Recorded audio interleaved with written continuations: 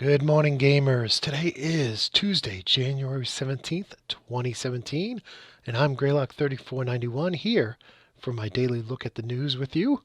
And we'll go ahead and start over at IGN. Let's see what they have to say today.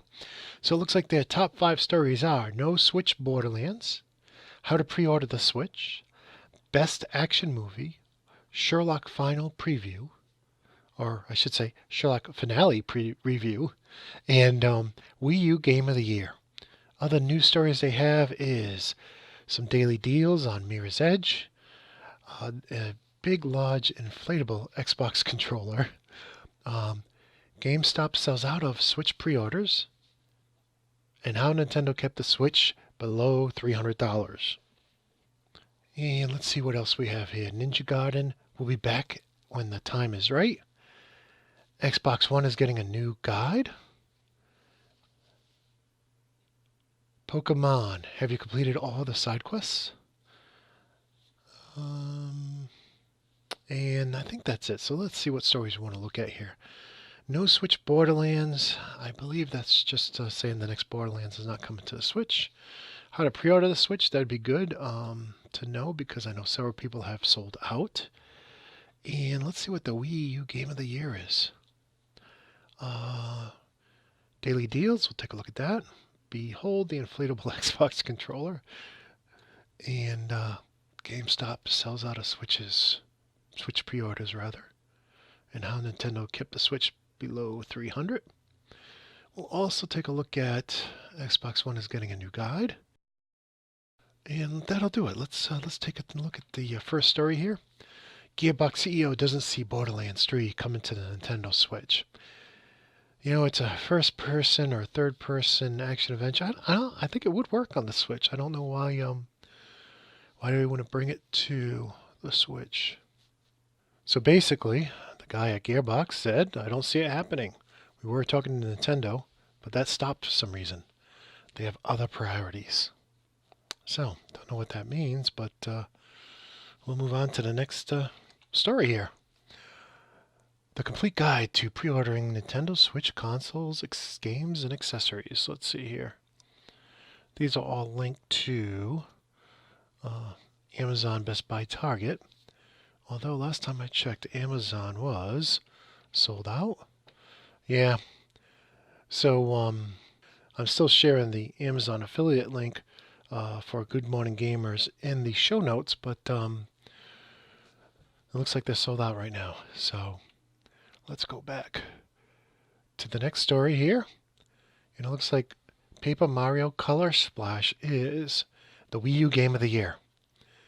Let's see, the runner-up was Tokyo Mirage, and the people's choice was Pokken Tournament. Okay, I'm not a Wii U guy, so I'm not sure if these games are any good. Let's move on to daily deals here.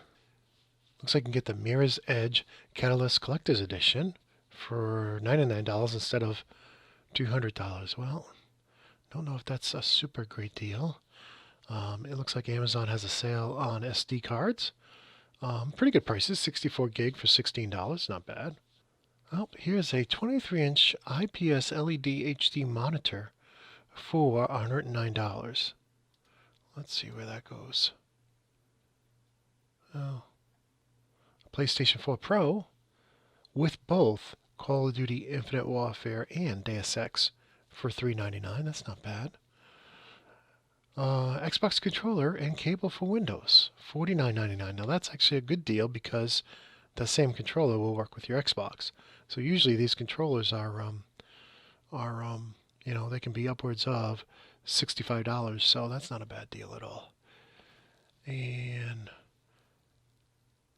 the game itself isn't included, but you can have Battlefield 1's Steel Statue book, playing card deck, poster, and carrier pigeon tube collectibles together for just $23. Let's take a look at that. And let's move on here to a new story here. So here's Best Buy's deal on the Acer H6 23-inch IPS LED HD monitor. And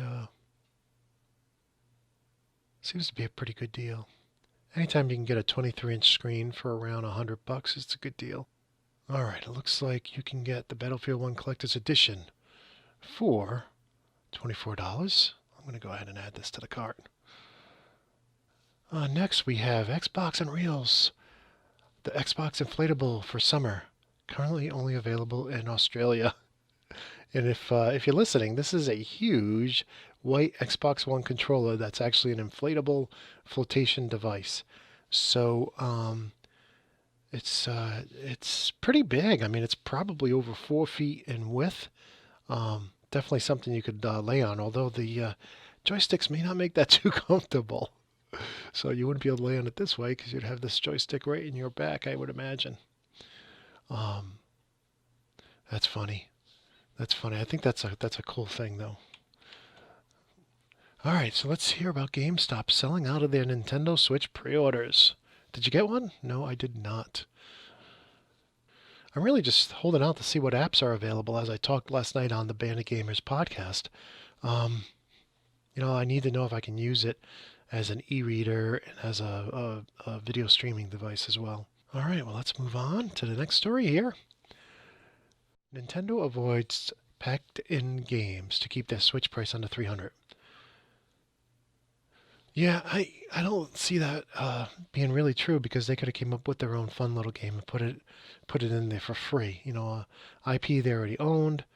That could have just been part of the cost of development. They spent, I'm sure, hundreds of thousands, if not millions of dollars developing this. They could have paid a small group of programmers to come up with some fun, unique game to play on it and include that in the hardware budget. So I don't see, if you packed in The Legend of Zelda, you'd probably want to get $50-$60 additional for that. But really, doesn't make a lot of sense to me. I mean, I like that they include so much for $300. I do think it's a good value. I think the accessories are overpriced. But it should come with something, some little game like Wii Sports came with the Wii. That's my opinion. How do you feel? Let me know in the comments. Xbox One's getting a new guide. Here's the first peek. Well, I can tell you what, I hope it's faster. I just want to zip in and out of the menus. I don't want to wait for things to load or populate. Let's see what we see here. Microsoft's Mike Ybarra has just given us our first look at the soon-to-be upgraded Xbox Guide functionality. Let's see, the new guide changes how the Xbox One home button works. Instead of a single press bringing you back to the console's main menu, an overlay will now pop up from the left, offering quicker access. But will it really be quicker? That's the question. So we'll have to see here. I want snappy. If you can't load all of my friends' avatars and status, until a few seconds after I pull up the menu, that's fine. Give me the menu. Let me go in and find things quickly. And also, could you please let me switch from being online to being offline without going through 4 or 5 button presses, Microsoft? Please. That should be right on top. Sometimes you want to go offline quickly or come online quickly. You don't have to, why go through all these menus to get there? All right, well, that's it for IGN. Let's see what we have from GameSpot. Anything different? Another Wii U app is shutting down today. That's not good news. Well, let's take a look at that, and then we'll call it a day so we can go and get ready for work. The BBC's iPlayer will no longer function on Wii U starting today. Why? Why does the app have to stop working? I never understand these console manufacturers. Well, they're saying it's going to stop working because of rights agreement. Well, why even release something that's not going to just work for the life of the console? If it's a free app, hey, yeah, they can do whatever they want. But if somebody had to pay for an app, it should always work. There are several instances where they don't. Microsoft's Game Room is one of them, but that's we're talking about Nintendo here, which I'm not as familiar with. So, yeah, if this is a free app, then I could see them pulling it. But if it was paid for, I don't think that's right for them to pull it unless they're going to give a rebate. But in any case, well, that's it for today. I want to wish you all a very great day, and hope to see you all back here tomorrow.